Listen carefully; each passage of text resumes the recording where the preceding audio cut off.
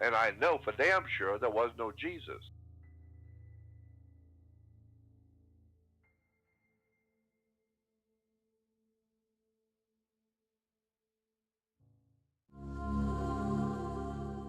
The universe, vast and stranger than we can conceive or imagine. No longer do we question whether our human civilization is alone. However, we still continue to ponder our origins. Could we be the product of planetary seeding? Did we evolve from a simple primitive cell? Is it possible that we are the product of external genetic engineering? If this is the case, then, have those non-terrestrial intelligences left us alone? Or have they returned to further manipulate our genetics? Is it possible the answers to these questions are held in secret by the privileged few?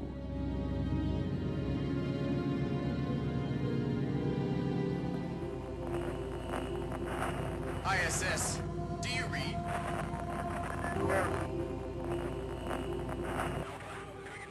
ISS, come in, please.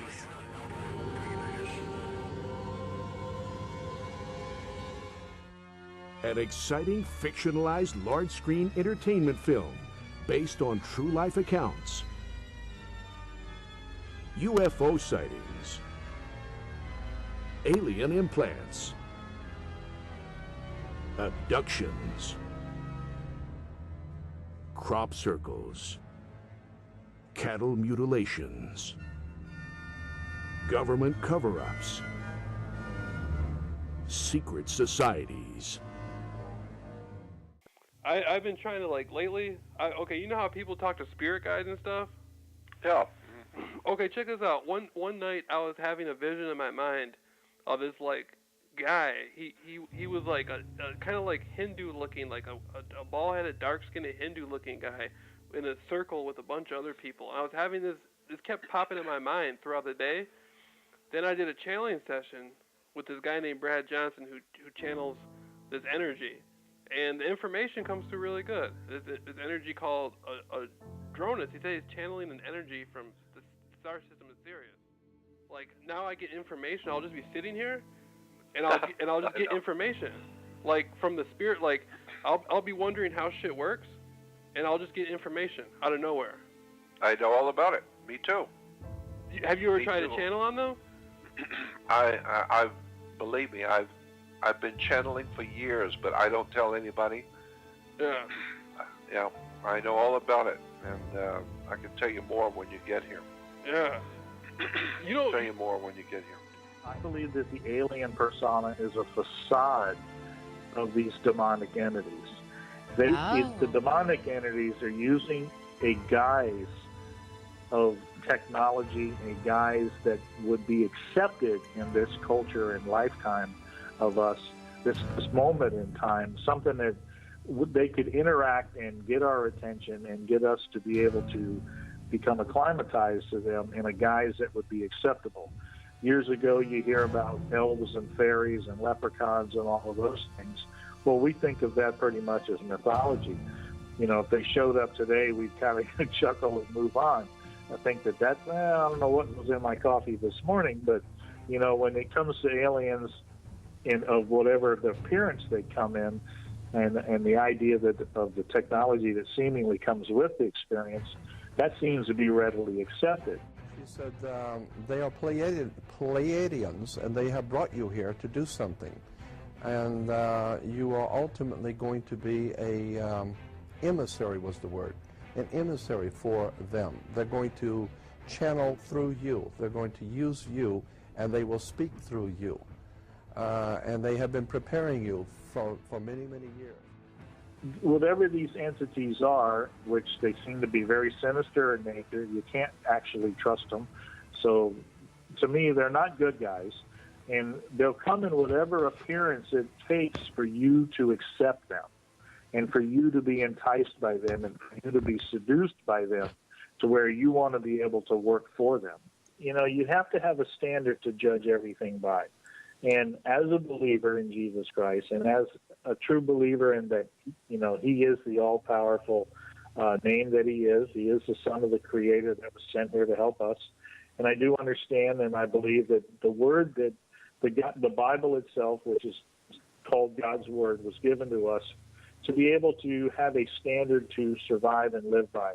I believe it is infallible. I believe that there's what people think are misunderstandings in there are just issues that people haven't had the opportunity to be taught and shown that there is no misunderstandings. It is an infallible word of the creator of this universe.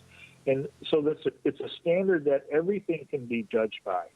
And if it doesn't line up with what God already said, remember, everything he put in there, he said it's the same yesterday, today, and tomorrow.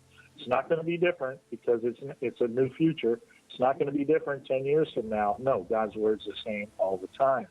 So there's your standard. If you have no standard to judge what some entity is giving to you, it's a free-for-all. You may as well listen to every voice that pops into your head and not even question it. And that's the scary thing that you were just talking about, is how can people do that? How can people open themselves up to something that they cannot test, they cannot judge, and they cannot verify?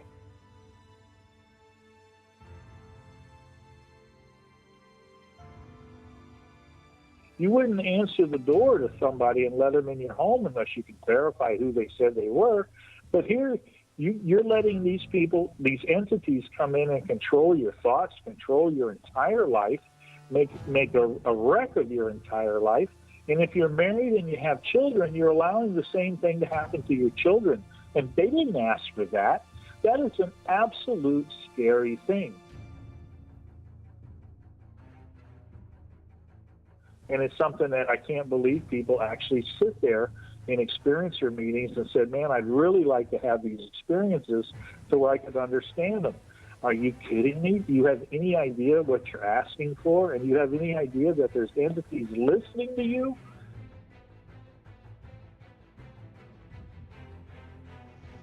Now, I mentioned magic, and the practice of magic is essential. When they're involved in these rituals or ceremonies, they incorporate a secret satanic theology, and they communicate with these supernatural beings. In fact, they employ a branch of operative magic called theurgy, which involves the practice of these certain magical rites that evoke these supernatural beings and direct them to Earth.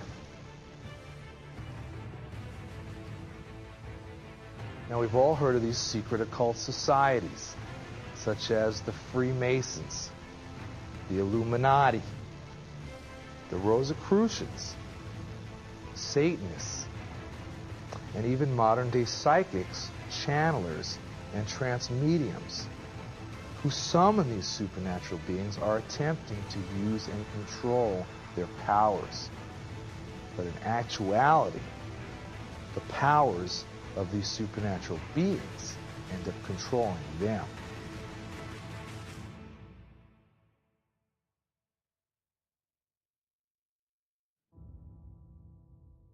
Being a very spiritually inclined, past life regressionist type of person, she has you lay on the table and take your rings off and your watch, and she's setting up the candles and lighting candles and doing some sort of a little ritual thing, and I'm just laying there watching her. I mean, Paul says she's great. We'll find out. And she's talking to someone, and I'm laying there watching her, and she's talking to someone. And I said, who are you talking to?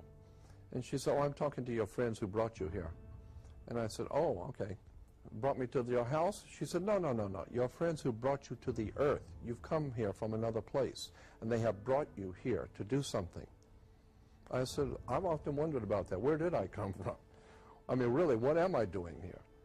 And she says, well, and I'm just telling you what she said. She said, they are Pleiadians, and they have brought you here to do something. And you are ultimately going to be a emissary, was the word. Because, you know, we're not a cult here. I want to know,